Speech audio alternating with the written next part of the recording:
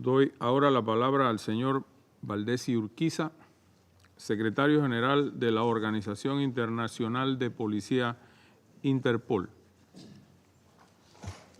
Senhor Presidente, senhoras e senhores embaixadores, excelências, it's an honor to address the Security Council on behalf of Interpol and the global law enforcement community.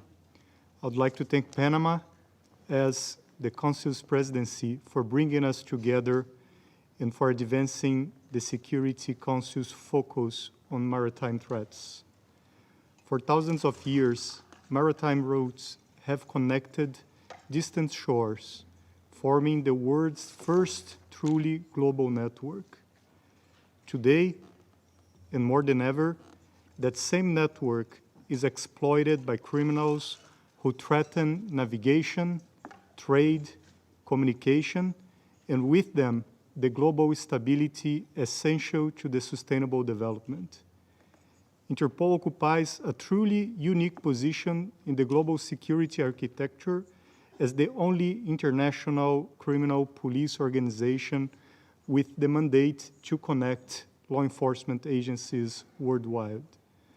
Today, Mr. President, I want to share what we are seeing from the front lines and offer concrete steps we can take to confront maritime crime. Traditional maritime threats like piracy and armed robbery remain deeply rooted and in some regions are surging. This is particularly concerning in Southeast Asia, where we are seeing a sharp increase in such attacks, from the Gulf of Guinea and Singapore Straits to the Red Sea and Somali coast. These threats continue to endanger lives and disrupt critical maritime corridors, with far-reaching consequences for regional stability and global supply chains.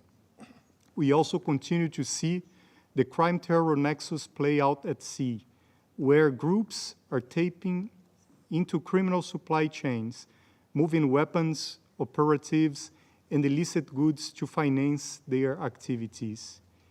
These trends point to a broader shift.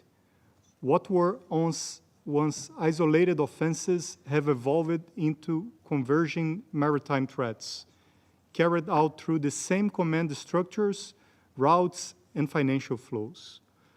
Off the coast of West Africa, Interpol supported the tracking of a transnational network that repurposed the very same infrastructure to traffic drugs, move armed individuals, and smuggle endangered wildlife. In the Americas, we saw traffickers manipulate legitimate trade channels, mislabeling protected timber as ordinary wood, and concealing cocaine in the same shipments. This is polycriminality at sea, making criminals more resilient and enforcement more complex. At the same time, we are seeing new and less visible dangers. As ports go digital with automated vessel management, cargo tracking, and logistics, vulnerabilities are emerging faster than they can be secured. Ports are facing a wave of cyber intrusions targeting the power, communication, and logistics systems they rely on. Cyber criminals can weaponize artificial intelligence to attack with greater speed, scale, and precision. Many ports are appealing targets: minimal cybersecurity, maximal exposure. Mr. President, criminal networks are exploiting every gap between jurisdictions and every weakness in our cooperation. These threats call for a coordinated global response, one that strengthens the rule of law and drives innovative solutions. The legal frameworks exist. The commitment is clear. What is needed is action that brings both to the front lines through multilateral cooperation. And there is a platform built for exactly this purpose. Interpol is where multilateral commitments become operational reality, helping member countries delivering concrete results against maritime crime threats. This is built upon three key pillars or imperatives I submit to you today. First, effective data-driven international cooperation. Law enforcement, customs, port security, and judicial authorities are most effective when they operate as a part of a cohesive information network. As a neutral organization, Interpol serves as a trusted global information hub, connecting law enforcement across 196 member countries. Through our secure communication systems and our 19 global databases, hosting over 100 million criminal records and accessed over 8 billion times a year, Interpol helps member countries harness emerging technologies to reinforce their national and regional security frameworks. Our global maritime security database captures real-time intelligence on incidents, vessels, and criminal networks, shared with us by states in line with Security Council Resolutions 2634 and 2608. This allows us to identify patterns early and prevent threats before they reach your shores. Just last week, a database search helped police in Panama identify the leader of a trafficking network moving cocaine by sea to Europe, hidden in commercial wine shipments. That is the power of timely, actionable data. A single piece of intelligence available at the right place and time can mean the difference between a match and a missed opportunity. The second pillar, Mr. President, is a multilateral operational and investigative support. Maritime investigations are uniquely complex. They can involve fast-moving vessels, scattered evidence, and legal systems that do not always align.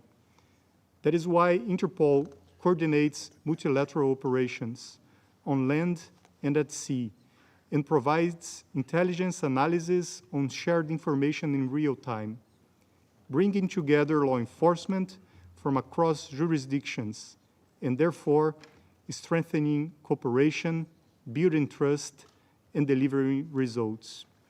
Interpol response teams are also deployed upon request to support special and sensitive investigations and for the collection of evidence. These efforts have exposed and disrupted highly organized criminal networks, confirming both the level of the threat and the success that international cooperation can bring. The third pillar is global threat expertise and outreach. No country should be expected to confront maritime crime alone or without the resources to match the sophistication of modern threats. Through our maritime security program, we help countries strengthen security and coordination in critical waterways, working with international donors and partners like the International Maritime Organization and the United Nations Office on Drugs and Crime. We provide a combination of global reach, trusted tools, and operational expertise to detect illicit goods and build regional networks of port security experts. And as criminals adopt new technologies, we support law enforcement keep pace by providing the skills and tools to respond effectively and responsibly. This includes extending our secure communication network to coastal and small island states, connecting the front lines of maritime security to the global law enforcement network, and equipping them with the data and expertise to address both physical and cyber maritime threats. Mr. President, Excellencies, Interpol plays a crucial and essential role in the global security architecture. To truly have a lasting impact, we must strengthen security through development. Allow me to leave three key takeaways. First, Interpol has a presence in each member country. It is therefore serves as a bridge for law enforcement agencies by fostering cooperation through a multilateral, multi-stakeholder approach. Second, we invite member countries to see Interpol as a trusted partner of choice, including at your critical seaports, to identify and deter potential threats linked to individuals, cargoes, or vessels. And third, we invite the Security Council to support Interpol as an essential global partner in legal instruments like conventions, resolutions, or declarations.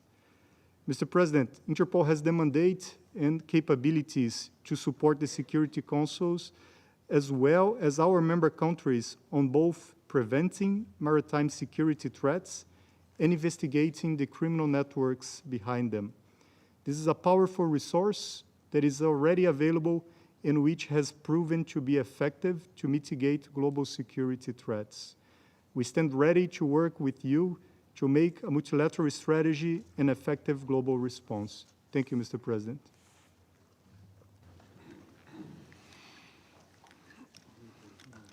Muchas gracias, señor Urquiza.